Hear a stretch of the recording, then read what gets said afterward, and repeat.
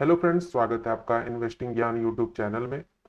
आज हम लोग बात करने वाले हैं एक ऐसे फंड के बारे में जिसका कि ओवरऑल रिटर्न जो है बहुत ही अच्छा है। और अगर आप अभी उसमें इन्वेस्ट करेंगे तो आपको बहुत अच्छा रिटर्न मिल सकता है। क्या क्या चीजें हैं इसमें, और इस वीडियो में मैं बाकी वीडियो से थोड़ा सा डिफरेंट रखने वाला हूं, क्योंकि इसमें मैं किसी भी पहले जो वीडियो हम बनाते थे उसमें सिर्फ आपको अच्छी चीजें बताते थे, बट इस वीडियो में आपको उसकी निगेटिव चीजें भी बताई जाएगी और साथ साथ पॉजिटिव भी। दोनों को कंपेयर करने के बाद ही आप इन्वेस्टमेंट करेंगे तो ज्यादा बेटर होगा। तो चलिए वीडियो की शुरुआत करते हैं। कौन सा फंड है आपको बताते हैं। उससे पहले अगर आपने हमारे चैनल को सब्सक्राइब नहीं किया तो लेट क्यों कर रहे हैं, सब्सक्राइब कर लीजिए, बेल आइकन दबा दीजिए, जिससे कि आगे आने वाली सभी वीडियो की जानकारी आपको मिल जाए।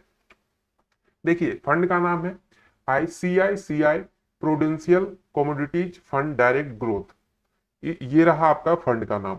अब इसकी पूरी डिटेल जान लेते हैं, क्या क्या चीजें हैं इसमें।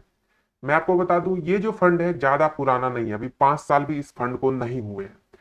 और इस फंड ने अभी जो फिलहाल रिटर्न दिया है वो दिया है 36.53 का, यानी 36.53% का ऑल टाइम रिटर्न है इसका। लास्ट के 3 सालों में 40.59 का। आप देख सकते हैं बहुत बड़ा रिटर्न दिया है। ये बहुत कम होता है कि इतना ज्यादा रिटर्न किसी भी फंड में मिले। लास्ट के 1 ईयर की बात करें तो 12.37 और लास्ट के 6 मंथ में 8.71। तो रिटर्न के मामले में तो अच्छा फंड है। ये पॉजिटिव पॉइंट अभी चल रहा है इसका। अब बात करते हैं इसके जो मिनिमम और मैक्सिमम कितना क्या इन्वेस्ट कर सकते हैं। तो मिनिमम आप 100 रुपए से इसका SIP स्टार्ट करवा सकते हैं, और अगर आपको वन टाइम इन्वेस्टमेंट करना है तो 5000 आपको फर्स्ट टाइम में इन्वेस्टमेंट करना पड़ेगा। इसके बाद इसकी मैक्सिमम लिमिट कुछ भी नहीं है, आप जितना चाहे उतना इन्वेस्ट कर सकते हैं। अब बात करते हैं इसके होल्डिंग्स की। होल्डिंग्स का है UltraTech cement, JSW steel limited, Jindal stainless steel, Tata steel और अंबुजा सीमेंट लिमिटेड। और इसका फंड साइज 767 करोड़ का है। क्योंकि ये ज्यादा पुराना फंड नहीं है, इस कारण से ये आपको अभी 1000 करोड़ भी टारगेट नहीं पहुंचा है। अभी मैं सही सब सारी चीजें बता रहा हूं, अब इसके निगेटिव पॉइंट भी मैं बताऊंगा। थोड़ा सा वीडियो को आप लास्ट तक देखिए, आपको सारी चीजें बता दूंगा कि क्या क्या निगेटिव पॉइंट है इस वीडियो में, इस फंड में, जिससे कि आप जब इन्वेस्ट करें तो आपको सारी चीजें समझ में आ जाए। चलिए अब रिटर्न की बात करते हैं। जैसा कि इसका ओवरऑल रिटर्न आपको दिखा है कि बहुत अच्छा रिटर्न दिया है। लास्ट के 3 सालों में 40% से ऊपर का रिटर्न दिया। हम लोग 25% मान के चलेंगे। और मिनिमम आपको इन्वेस्टमेंट का जो अमाउंट है वो हम लोगों ने 1000 रखा है। इस अकॉर्डिंग अगर 5 साल के लिए आप इन्वेस्ट करते हैं तो 60,000 तो आपका इन्वेस्टमेंट हो जाएगा, और आपको रिटर्न में मिलेगा 59,844 रुपए, यानी 1,19,844 रुपए का आपको रिटर्न टोटल हो जाएगा। अब बात करें 10 सालों की तो 1,20,000 का आपका इन्वेस्टमेंट, और इसके रिटर्न में आपको मिलेगा 4,12,805 रुपए। टोटल वैल्यू हो जाएगी 5,32,805 रुपए। 20 साल की बात करें तो 2,40,000 का इन्वेस्टमेंट 1,000 के दर से, और यही 25% का रिटर्न के अकॉर्डिंग देखा जाए तो 66,19,095 रुपए। टोटल वैल्यू 68,59,095 रुपए। लेकिन जो मैंने 3 करोड़ का बात किया था वो हो जाएगा मात्र कितने सालों में, मात्र 26 सालों में। अगर आप 26 सालों के लिए इसका इन्वेस्टमेंट करते हैं तो ये अमाउंट 3,12,000 आपका इन्वेस्टमेंट होगा, और इसके एवज में आपको मिलेगा 3,01,25,459 रुपए। Total value 3,04,37,459। तो ये तो हो गई इसकी पॉजिटिव चीजें कि बहुत अच्छा रिटर्न दे रहा है, ये सारी चीजें हैं, ऐसे रिटर्न मिल सकता। अब बात करते हैं कुछ निगेटिव पॉइंट पे। निगेटिव पॉइंट में इसका जो है, ये फंड जो है सेक्टोरल फंड है। सेक्टोरल फंड क्या होता है? ऐसा फंड जो किसी एक पर्टिकुलर सेक्टर में इन्वेस्ट करता हो।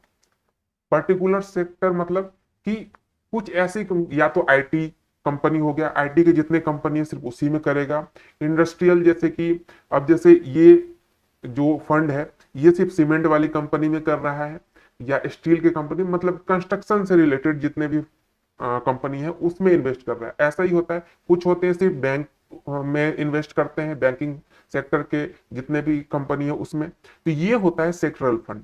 अब इसमें निगेटिव में क्यों रखा हूं सेक्टरल को, मैं आपको बता दूं कि इसमें रिटर्न तो आपको बहुत अच्छा मिल रहा है अभी फिलहाल, लेकिन कभी फ्यूचर में अगर ये हुआ कि किसी सेक्टर में एकदम से डाउन हो गया, मान लीजिए कुछ ऐसे चीजें हो गई कि उस सेक्टर की वैल्यू डाउन हो गई, मान लीजिए कंस्ट्रक्शन का काम रुक गया किसी कारण से, जैसे कोविड के टाइम में आपको पता है कि बहुत सारे जो इंडस्ट्रियल वर्क थे वो रुक चुके थे।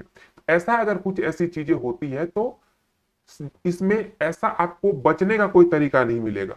क्यों? क्योंकि इस सेक्टर में जितने कंपनी है सभी पे इफेक्ट पड़ेगा, और तो वो डाउन हो, आपका जो अमाउंट है वो डाउन हो जाएगा।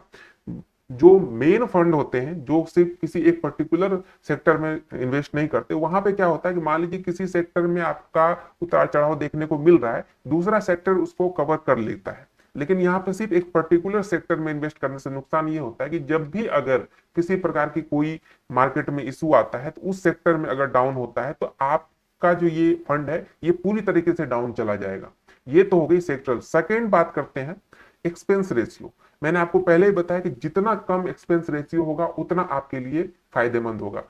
तो और इन्वेस्ट करने से पहले आप मैक्सिमम 1% तक ही एक्सपेंस रेशियो रखिएगा, एक्सपेंस रेशियो वाले फंड में इन्वेस्ट कीजिएगा। उस अकॉर्डिंग देखा जाए तो इसका जो एक्सपेंस रेशियो 1.08% है, तो ये एक निगेटिव पॉइंट इसका होता है कि एक्सपेंस रेशियो थोड़ा ज्यादा है और ये सेक्टरल फंड है।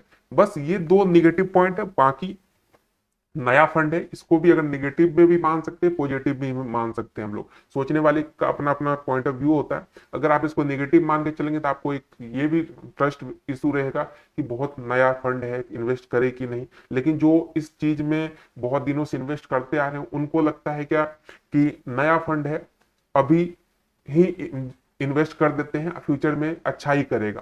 तो ये दोनों तरफ से बात है, इसीलिए मैंने इसको निगेटिव में नहीं रखा है। बाकी ये दो निगेटिव चीजें हैं जिसको आपको ध्यान में रख के इन्वेस्ट करना चाहिए। तो ये थी इस फंड की पूरी डिटेल। आपको वीडियो कैसी लगी जरूर कमेंट कीजिएगा। मिलते हैं एक नई वीडियो में।